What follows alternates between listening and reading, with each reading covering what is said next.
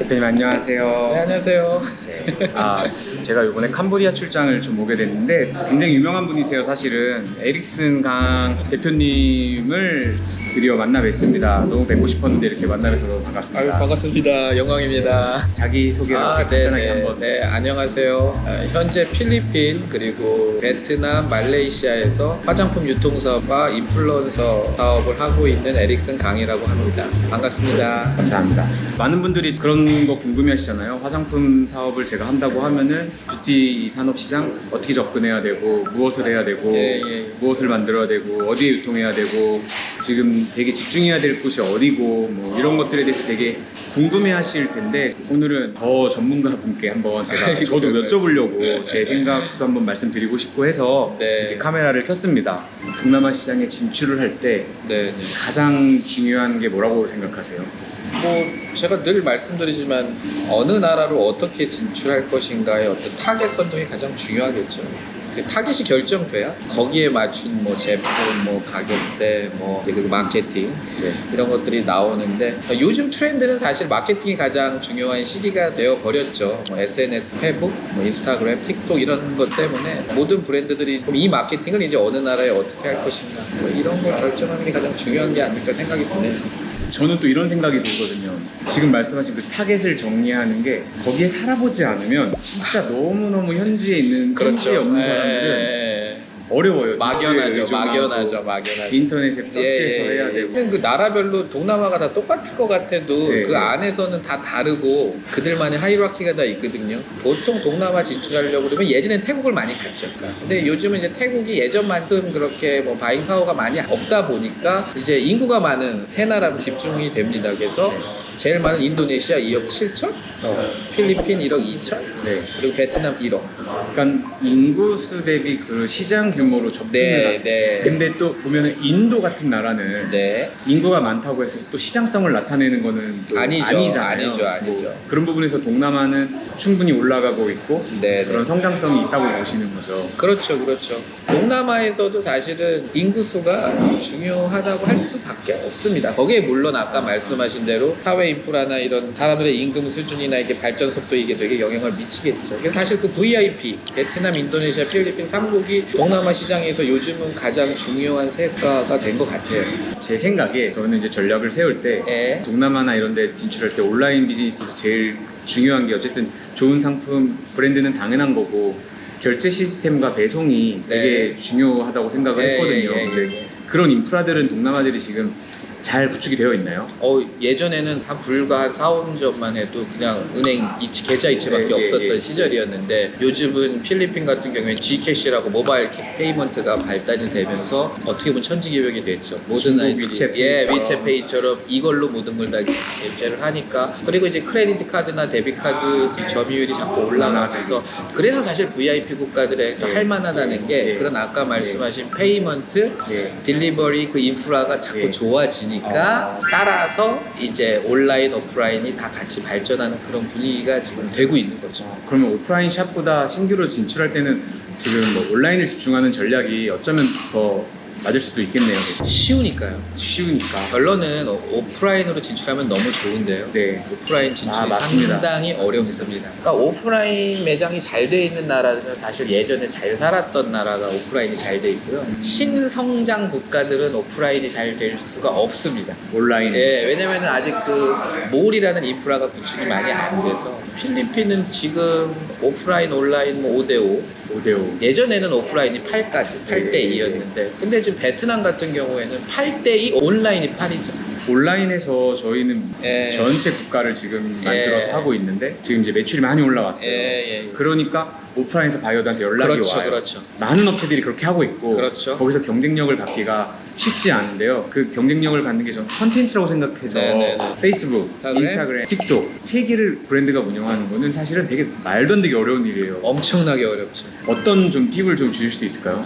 그 브랜드의 어떤 자금력, 조직력에 따라서 할 수 있는 채널이 정해질 수밖에 없어요. 왜냐면 아까 말씀하신 대로 세 개를 뭐 다 어카운트를 개설해서 금세 할 것 같지만 현실을 보면 너무너무나 어려운 일이기 때문에 가장 확률이 높고 접근성이 좋은 하나를 먼저 해야겠죠. 뭐 예를 들어 캄보디아 같은 경우에는 페북을 해야 될 거고요. 발전이 덜 될수록 페북이 강합니다. 발전이 덜 될수록 페이스북.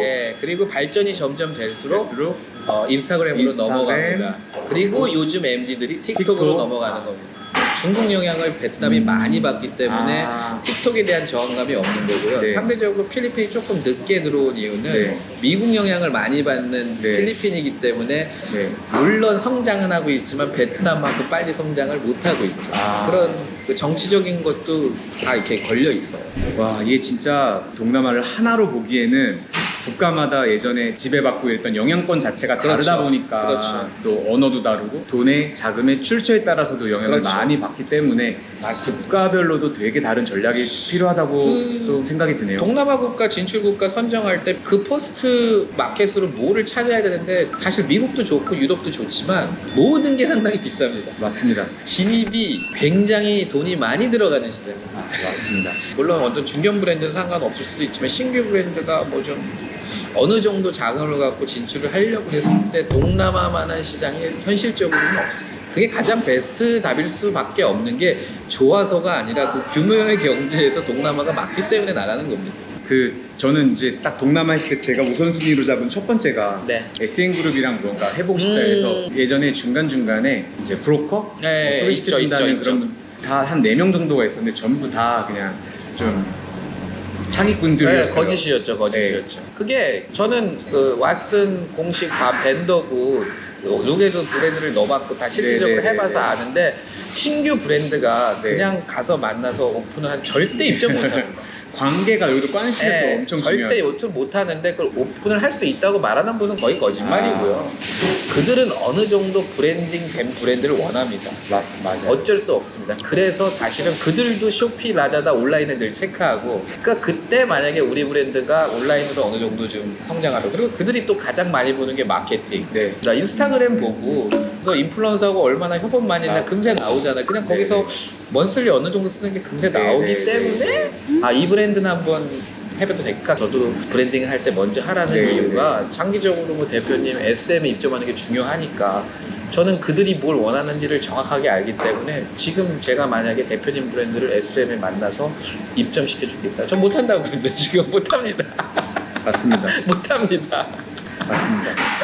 이제 마지막 질문으로 대표님이 또 인플루언서 회사를 이렇게 하시면서 외국 인플루언서들과 이런 관계를 이렇게 맺으실 때 가장 중요하게 생각하는 건 어떤 게 있으세요? 뭐 그거는 관계십이죠. 이들의 어떤 그 원하는 거를 채워주려면 이런 아날로그적인 접근 감정의 터치와 이런 그거밖에 것들. 없습니다. 얘들이 원하는 걸 만나서 커피도 마셔주고 선물도 주고 이래야 뭔가 관계심이 형성되면서 이게 되는데 이런 아날로그적인 관계는 하나도 없고 그냥 우리 시스템이 워낙 좋으니 너 여기서 회원으로 가입하고 이렇게 하면 될 거야 라고 생각을 하시지만 현실적으로 얘네들이 그거를 잘 안 합니다. 그쵸. 그 사람 자체가 어떻게 보면 한 명 한 명이 멀티 채널 네트워크라는 어떤 MCN 개념인 건데 그거를 너네 우리 거에 들어와서 우리 거에서만 놀아 라고 사람인지라 잡아둘 수가 없는 시스템인 거잖아요. 그래서 두 개가 같이 가면 너무 좋겠죠. 시스템도 있고 그 아날로기적인 접근, 그러니까 그 소위 말하는 매니지먼트까지 같이 해주면 이게 활성화가 될 수 있는데 시스템이 없어도 아날로기적인 접근을 잘하면